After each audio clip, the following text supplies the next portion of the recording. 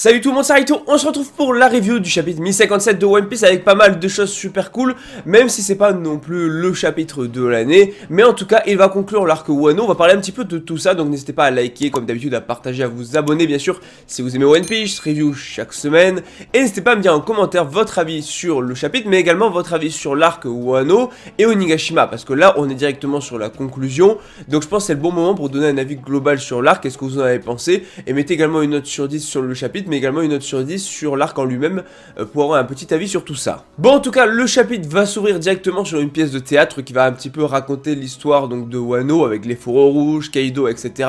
Je vais pas entrer en détail dans ce que raconte la pièce, mais c'est cool justement d'avoir une pièce de théâtre qui va un petit peu raconter la fameuse légende, la fameuse histoire qui tourne autour de Wano, de la vengeance, des Kozuki, de Orochi, etc.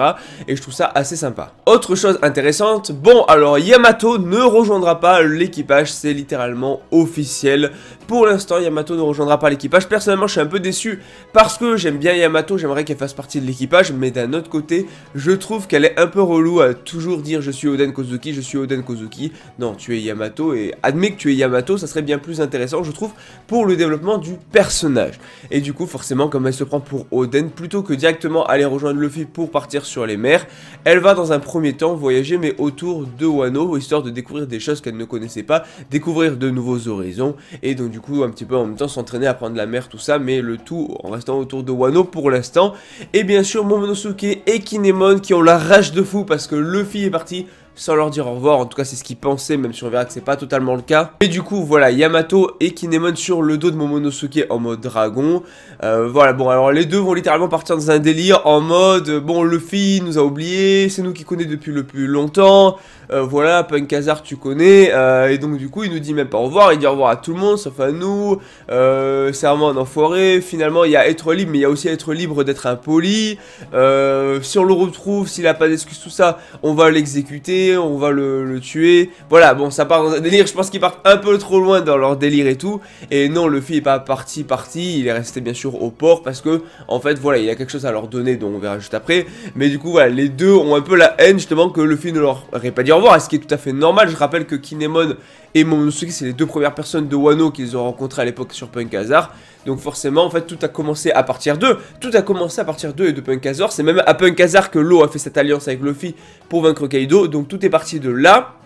Et donc du coup c'est normal qu'il soit en colère, qu'il leur ait pas dit au revoir. Bon, je vais passer outre, mais on a le droit à pas mal de flashbacks qui remontent un petit peu de leur rencontre jusqu'à la victoire face à Kaido. Sinon on va retourner un peu sur Luffy, donc toujours qui est avec Kid et Law, et comme l'on dit encore une fois Kid et Law, voilà, une fois qu'ils sont sur les mers, c'est fini, ça repart sur directement des combats prêts pour tuer, il n'y a qu'un seul objectif, devenir le roi des pirates, mais du coup forcément ils redeviennent ennemis, donc voilà, une fois l'alliance conclue et finie, après l'arc Wano, après avoir quitté Wano, ils redeviendront rivaux et ennemis. Et on a Momonosuke qui va arriver, qui va sauter du coup en forme humaine sur Luffy. C'est là qu'on voit qu'elle n'a pas forcément grandi, même Yamato va lui sauter dessus et tout. Bon, Yamato, ok, du coup elle a dit qu'elle viendrait pas pour l'instant du moins. Mais du coup, voilà, on a un peu les adieux entre Kinemon, Momonosuke et Luffy, des adieux assez sympas. C'est pas les adieux les plus touchants que j'aurais pu attendre, je m'attendais vraiment à une scène juste masterclass. Mais la scène des adieux en elle-même avec Momonosuke qui va pleurer, qui va dire qu'au final il est rien, c'est pas un dur et tout, voilà, c'est grâce à Luffy qu'il peut aller si loin, et en fait il veut que Luffy reste, donc finalement le Shogun voilà, n'a pas totalement grandi, ça reste un Momonosuke, je crois qu'il a 8 ans, donc forcément on peut pas lui en vouloir, même si physiquement il a grandi, ça reste un gamin, sa mentalité n'a pas forcément évolué, mais j'avoue que c'est pas du tout les adieux les plus touchants que j'aurais pu penser, même si on a le droit à une scène masterclass, parce que Luffy... Ouais, il les attendait, il n'avait pas l'intention de partir, parce qu'il va leur donner littéralement son drapeau. Et qu'est-ce que ça implique de donner son drapeau? Ça implique que Wano est maintenant sur le territoire de Luffy. Wano, c'est le territoire de Luffy, donc si jamais quelqu'un s'en prend à Wano, parce que voilà, du coup le but ça va être que Momonosuke place quelque part le drapeau, et que si des ennemis se pointent, des durs se pointent, des ennemis se pointent, il leur montre le drapeau, ça peut les dissuader d'attaquer Wano. Parce que Wano est forcément plus autant protégé qu'avant, il n'y a plus Kaido, tout ça. Maintenant, il suffira de montrer le drapeau de Luffy, et à part si t'as des fous malades comme Luffy qui sont prêts à s'en prendre à Big Mom, ou à part des fous comme Bartholoméo, trop fans de Luffy, qui vont s'occuper du drapeau de Shanks, normalement, tu montes le drapeau d'un empereur, et il y a peu de chances que les gars s'attaquent littéralement à Wano. Voilà, faut quand même dire les termes, c'est un empereur, faut le respecter. À part quelques cinglés comme Luffy, Bartholoméo et quelques-uns en plus, comme Kid, en général, les autres ne s'attaquent pas aux empereurs, donc ne s'attaquent pas non plus au territoire d'empereur, donc clairement ça peut assurer une grande protection si des ennemis puissants venaient à venir par la suite. Et c'est juste dingue parce que du coup on a Luffy qui va remplacer finalement, voilà, c'était le territoire d'un empereur avant mais de Kaido, maintenant c'est le territoire de Luffy, celui qui a vaincu Kaido, très très bonne chose. Bon alors Momonosuke ne sait pas forcément où placer le drapeau, mais il va devoir grandir, c'est le nouveau Shogun, il va falloir qu'il évolue et qu'il protège Wano. Et comme le dit Luffy, monte ce drapeau parce que voilà, ça leur fera savoir qu'on est amis et que se moquer de nos amis, c'est se moquer de nous aussi. Sous-entendant, si quelqu'un s'en prend à vous, à Wano, je vais venir le chercher et je vais le massacrer, je vais le défoncer comme jamais, parce que s'en prendre à Wano, s'en prendre à Momonosuke, c'est s'en prendre à Luffy directement. Et Luffy, je rappelle, à son équipage, plus toute sa flotte. Donc là, clairement, ça fait mal.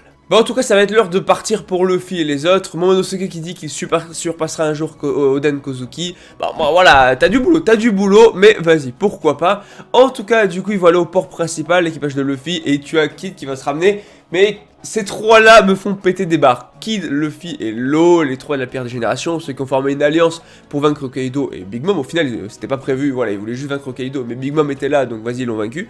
Mais ça me fume parce que du coup Kid qui dit ouais le port principal, l'endroit le plus sûr, c'est parfait pour des mauviettes. Là, quand on a ce trio là, faut jamais dire ça. Si t'en as un qui dit ça, forcément que les deux autres vont vouloir prendre aussi le chemin le plus dur pour pas montrer qu'ils ne sont pas des mauviettes à côté de Kid. C'est obligé, c'est toujours comme ça. C'était la même chose quand Big Mom, je crois, avait lancé ses boules de feu.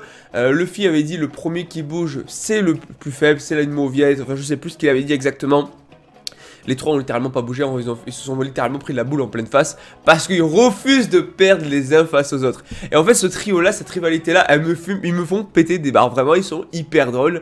Vraiment, je rigole avec eux parce que on voit au final qu'ils voilà, ils sont rivaux, mais ils veulent vraiment pas perdre l'un contre l'autre. Et ces malades vont littéralement passer par la cascade avec laquelle ils sont arrivés. Je rappelez-vous qu'au début de Wano, ils sont montés par une cascade. Et normalement, t'es pas censé la prendre pour descendre. C'est pas le chemin le plus sûr, on rappelle, je crois. Si je dis pas de bêtises, c'était pas l'équipage de Big Mom qui était tombé de la cascade, ils ont pris un peu cher. Donc vraiment, c'est des gros malades ces trois-là. Du coup, pour pas perdre contre Kid, Law et Luffy, tu vois, ils veulent pas perdre entre eux. Du coup, ils vont tous les trois sauter littéralement de la cascade. Imaginez les trois meurent en sautant de la cascade, fin du manga, on a perdu les trois pirates.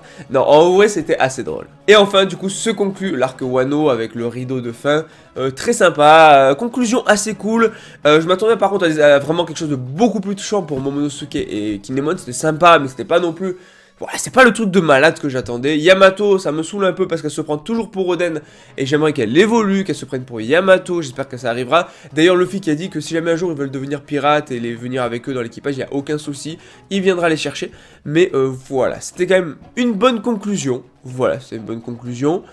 Mais après, c'est pas la conclusion de Fou Malade qui m'a non plus voilà, fait pleurer, mis les larmes aux yeux, etc. Comme certains mangas qui pourraient le faire avec un arc, une conclusion d'un arc. Hein, surtout que c'est un arc qui a duré pas mal d'années. Mais des petits frissons quand même, des petits frissons, c'était assez sympa et tout, donc vraiment quand même une bonne conclusion. Pas la meilleure, mais une bonne conclusion. Bon, en tout cas, bah, toi, dis-moi en commentaire qu'est-ce que t'as pensé du chapitre, like, partage, abonne-toi, et voilà, si t'aimes One Piece, si tu aurais kiffé la chaîne, et bien sûr, bah, mets une note sur 10, dis-moi ce que t'as pensé de l'arc en général. Moi, je te dis à la prochaine, allez, ciao tout le monde.